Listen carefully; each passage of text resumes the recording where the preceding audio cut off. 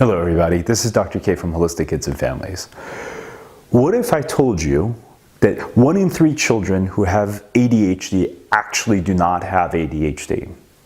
And I'm not talking about there are natural ways to treat ADHD, because those remedies and treatments and stuff actually do not work on these children. These children literally do not have ADHD. They have something that looks and smells like ADHD. They have the poor focus. They're constantly moving around. They're constantly acting out. They're having all of these issues, but it is not ADHD. And I'm sharing this information with you because I see this over and over again in the children that I take care of. And just recently there was the sweetest little 6-year-old that came to the clinic, and by the time I was done seeing him and his mom, I literally wanted to cry for this child because they put him on medications and he was getting in trouble and he was having all kinds of issues, and no one had caught on to what the heck this was, and they just labeled him as ADHD because he looks and smells and acts like ADHD, like all of these other children that I see. And the purpose of this video is to get the word out, and I need your help to be able to do that, because there's so many children that are being medicated inappropriately and are not getting the help they need because of this lack of understanding. And what these children have that is not ADHD is this thing called sensory processing disorder. Now you may be asking, what the hell is sensory processing disorder, right? Sensory processing disorder is actually really simple. It's this condition when the brain lacks the appropriate connections. So through development, with all of the things that children go through the crawling that they do, the jumping around that they do, all of these movements, all of these activities actually allow their brain to organize and wire in the appropriate way so that when they process information, the way the brain takes in information is in an organized, controlled fashion.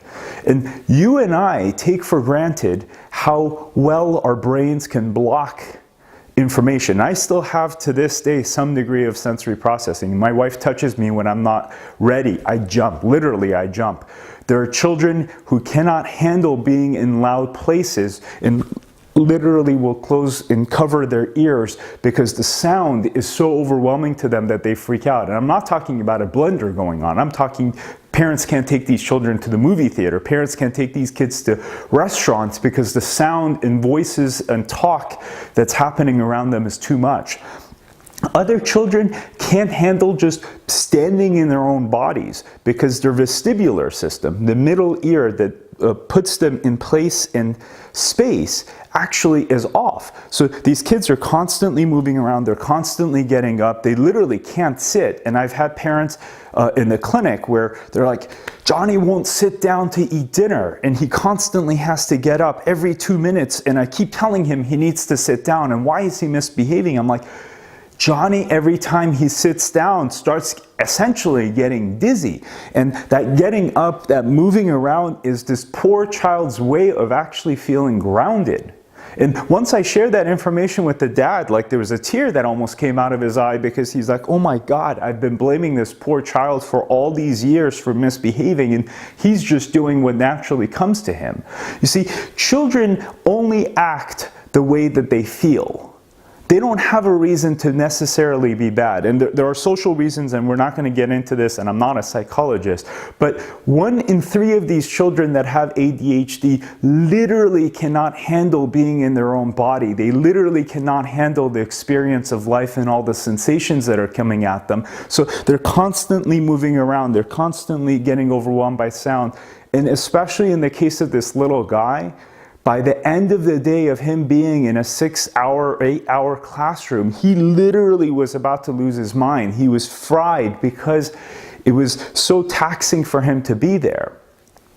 And we don't talk about this. We don't even realize that this is a possibility, and we medicate these guys because of the fact that we think that this is just ADHD, and it's not. And what makes things more complicated and more interesting in certain ways is that in addition to occupational therapy, and occupational therapists are fantastic people to hook these children up with in the right type, and on my website I'll be sharing information with you, so please go there or refer people there.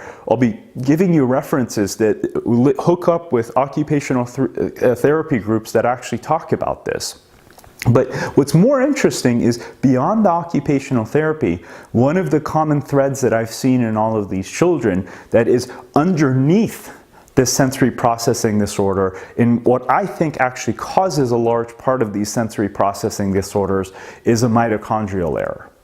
What the hell are mitochondria, right? Because that's the next question you're probably asking. Mitochondria are basically the energy production cells, the energy production plants within our body. Without the mitochondria, we would have zero energy and we would be dead. In most people, we take for granted how much energy we have on a daily basis. There are some children and some adults, and usually the parents of these children, one of them actually have this error, and they just presume that they're just low energy people their entire lives. In these children, because their energy power is always at like 50% of normal, these are children that don't really crawl. They're weak, so when you hold them as a baby, they're just weak. They almost feel like they're going to fall out of your hands. They don't roll over on time. And my daughter was actually one of these children, and she's the one that really helped me put the pieces together. These children don't run very fast. In the case of that little 6-year-old that really got me moved enough to create this video, he loved playing soccer. This little guy loved playing soccer. He lived to play soccer. And what would happen is when he would run after the ball, literally 20 seconds, 30 seconds midfield after running, he would just stop. He would just literally stop chasing the ball. And then everyone's like, what is wrong with this kid? Like, is he crazy? Why is he playing soccer and then not chasing the ball? He wasn't chasing the ball after a certain point because he fatigued. Literally, he was too tired to go after the ball. Mid-soccer, midfield, in love with soccer. He literally couldn't run enough past a certain point to play soccer. No one had made that connection. And these kinds of things actually happen way more often than we realize. And when you look closely enough, when you actually ask the right questions, all of a sudden all of the answers appear.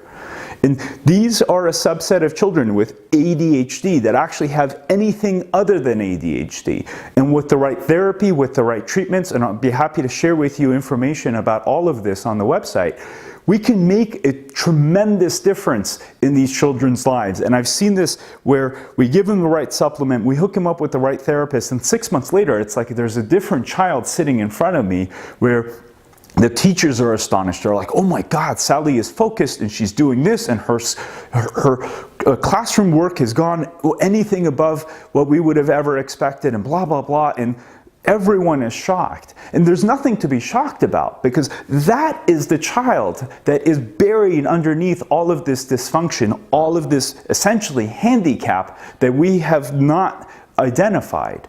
And it's time for us to talk about this. It's time for us to put this information into the hands of parents that need it, and to allow these children to be free of all of this dysfunction so they can function and live life in a rich and meaningful manner. And I need your help to be able to do that, because without you, this information won't be able to spread the way it needs to and get into the hands of the parents.